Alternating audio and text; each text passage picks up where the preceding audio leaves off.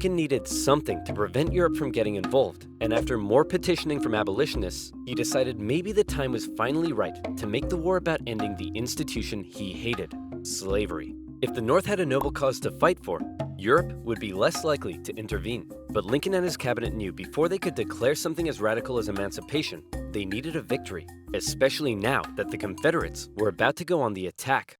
Aware that he had a limited number of men and supplies, Lee now hoped that if he could just threaten Washington, D.C. militarily, he would gain Europe's recognition and crush Northern morale in time for the midterm elections, forcing the North to negotiate.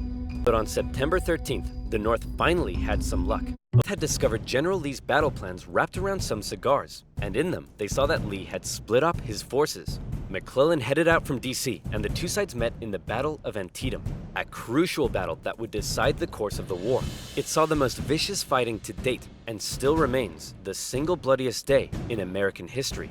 But, for once, the North came out victorious, and Lee was forced to retreat. The North had won their crucial victory. Lincoln breathed a huge sigh of relief, and with that win, he was prepared to take a huge step. On September 22nd, the Emancipation Proclamation was issued. In January, all slaves held in the Confederate States would be, as far as the U.S. government was concerned, officially free.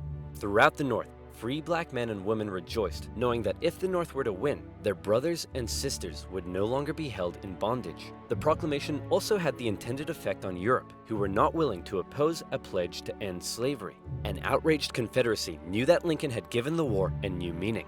It was no longer just about the preservation of the Union.